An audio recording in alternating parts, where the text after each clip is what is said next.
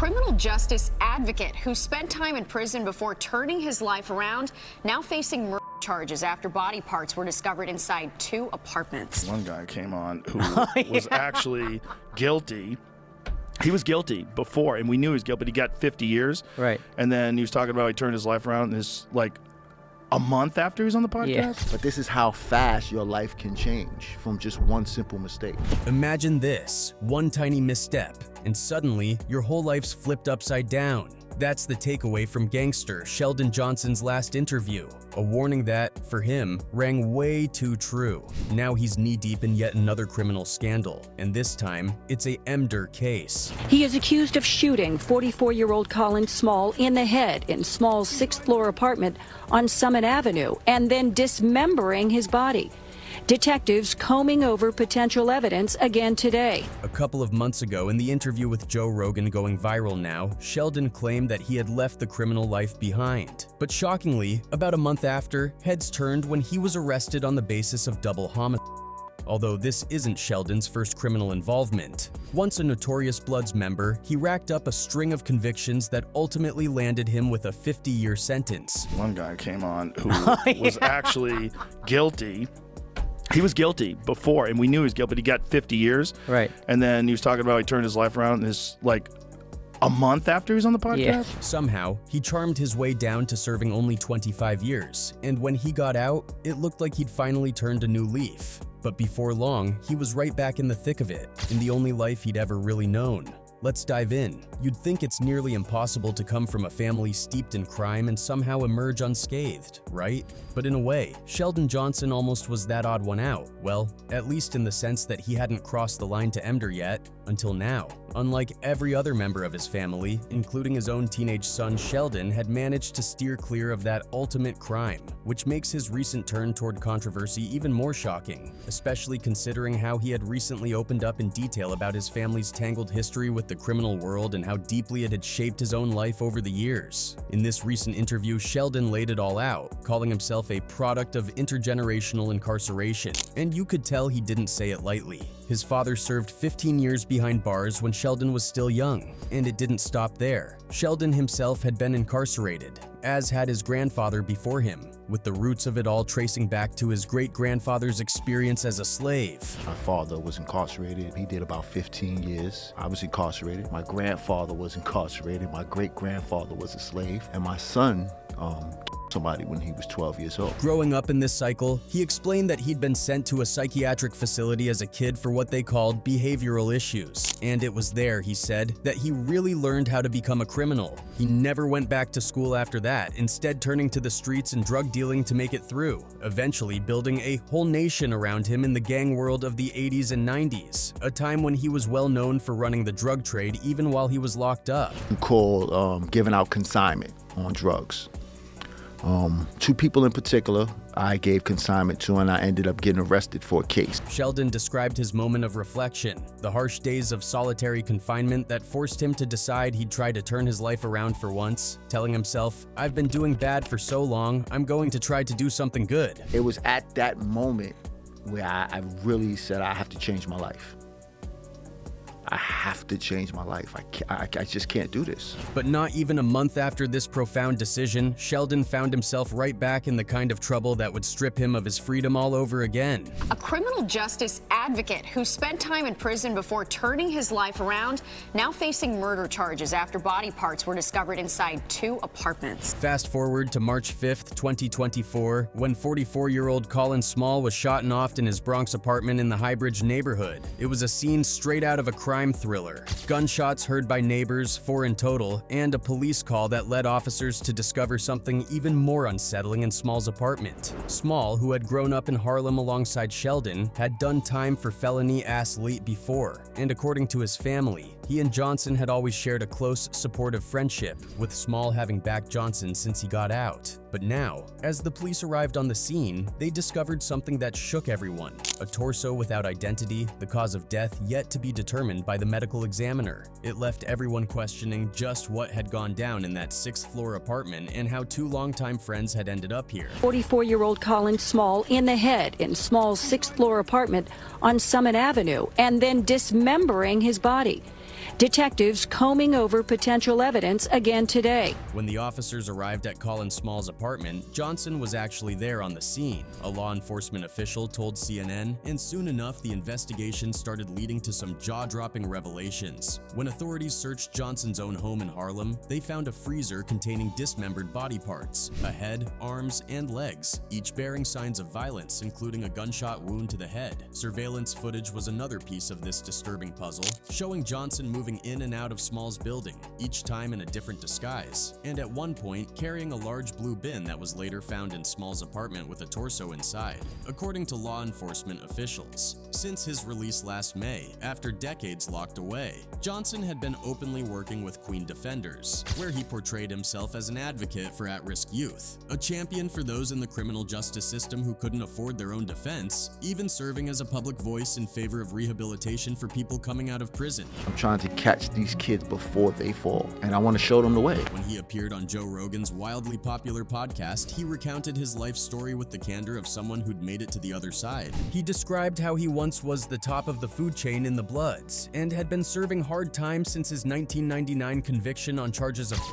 robbery, and a list of other serious crimes, all of which had landed him in prison on June 8th of that year. Was what you call giving out consignment on drugs.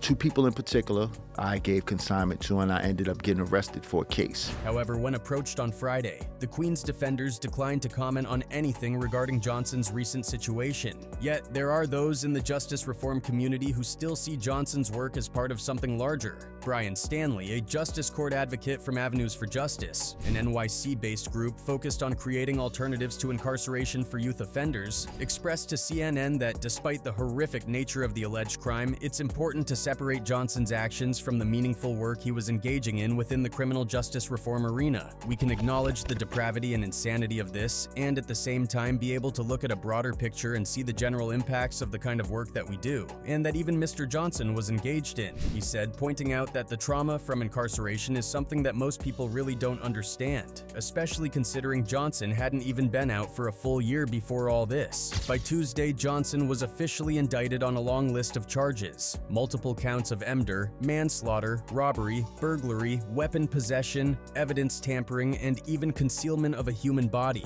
And after his arraignment, he was remanded in custody by the Bronx Supreme Court. It's a sharp twist for Johnson, who at 48 and having spent 25 years in prison, back when he was a high-ranking member of the Bloods, had recently been sharing stories about his transformation and advocating against the very lifestyle he once lived, all in the hope of keeping others, especially young people, from getting trapped in the same cycle of gang life that had shaped his own youth. I'm trying to catch these kids before they fall, and I want to show them the way. When Johnson took on the role of criminal justice advocate appearing on the Joe Rogan Experience podcast back in February, he gave listeners an inside view of life in prison, stating boldly that prison does two things to you. It brings out the best in you, or it brings out the worst in you. A sentiment that, with recent events, has resonated with a more complex tone. Prison does two things to you. It brings out the best, or it brings out the worst.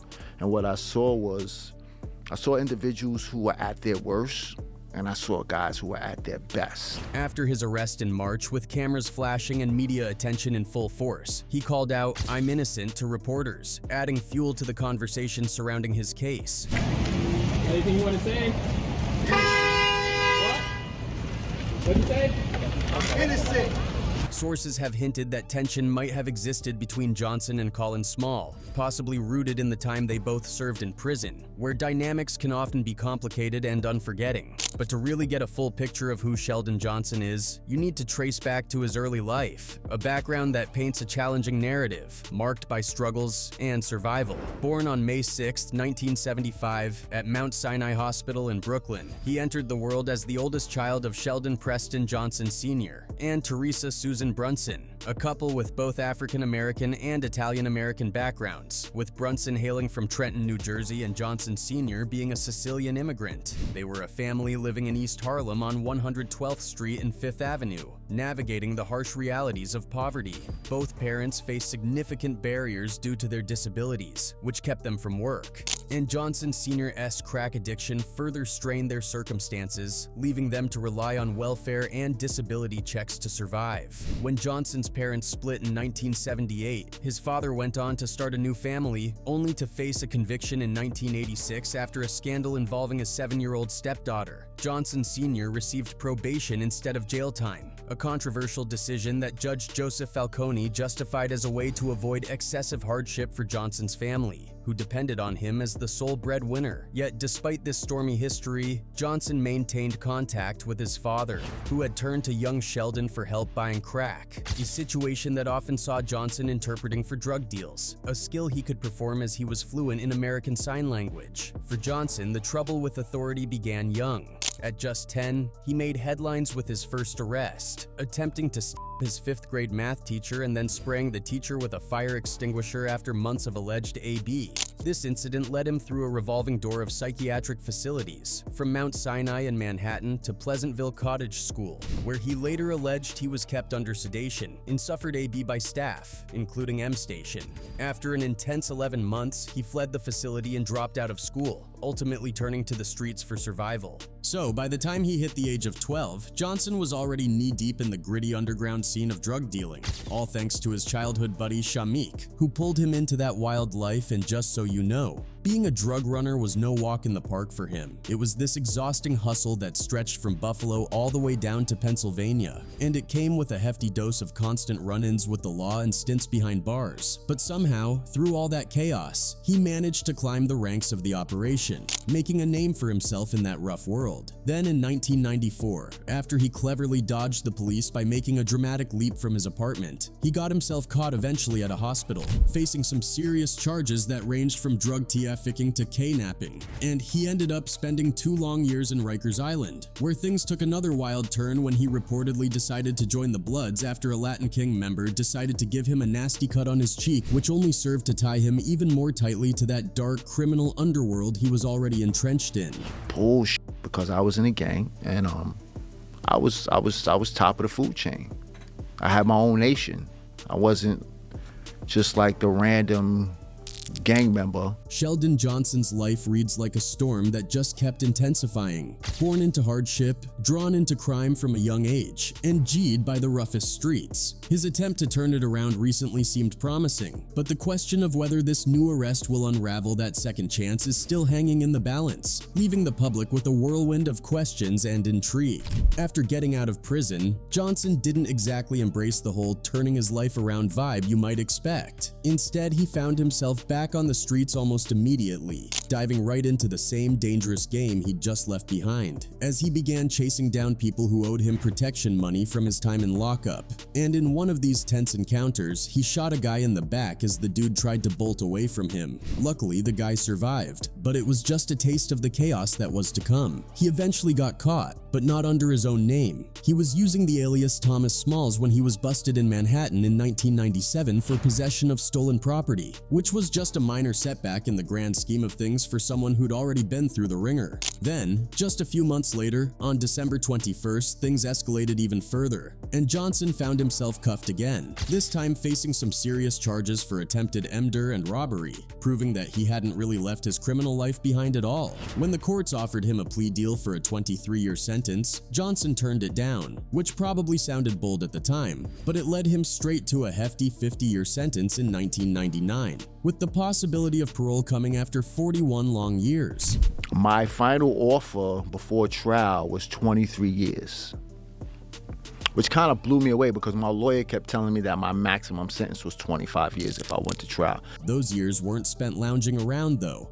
He was tossed between some of the toughest prisons New York had to offer, like Great Meadow, Greenhaven, Auburn, and Sing Sing, where he reportedly crossed paths with Colin Small, an encounter that would later unravel into a complicated and dark relationship, planting the seeds for trouble down the road. By 2005, he'd climbed the ranks within the Bloods to a position that many would call a big shot. But in a surprising twist, he decided to cut ties with the gang, perhaps out of a desperate desire for a fresh start or just sheer fatigue from the endless cycle of violence and chaos that seemed to define his life up to that point. But it didn't seem like fate was done throwing curveballs at him. In 2008, while he was still serving time, his 14-year-old son, also named Sheldon, got himself into serious trouble. getting charged with manslaughter after an incident that tragically resulted in the death of a Columbia University student. Father was incarcerated. He did about 15 years. I was incarcerated. My grandfather was incarcerated. My great-grandfather was a slave. And my son killed somebody when he was 12 years old. Thankfully, he didn't end up convicted,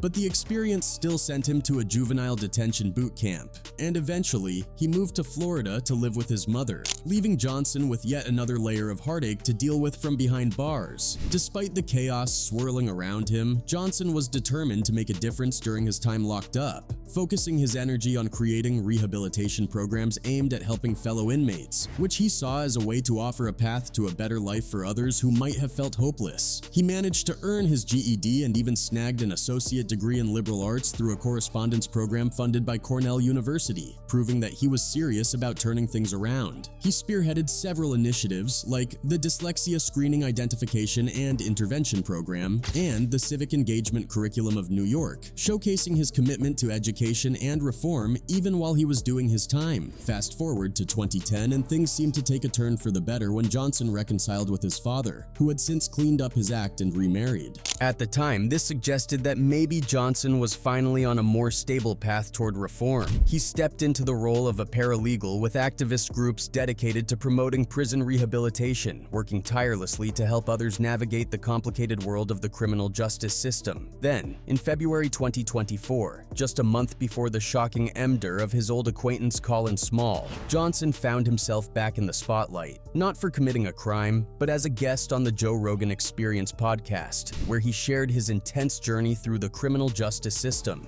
passionately advocating for rehabilitation programs that could genuinely change lives. So here we are, at a point where one chapter of Johnson's life seemed to close. But with every new story comes a whirlwind of questions and intrigue that inevitably arise, leaving everyone to wonder whether Johnson's road to redemption was a sincere effort to escape the dark past, or just another temporary detour on a path he might never truly be able to leave behind. As he navigates this complex and tumultuous existence, the reality remains that his past will always be a shadow looming over him, raising the question of whether he can truly break free from the cycle of violence and chaos that has defined so much of his life up to this point, or if he's destined to repeat the same mistakes over and over again, forever trapped in a world that he's fought so hard to leave.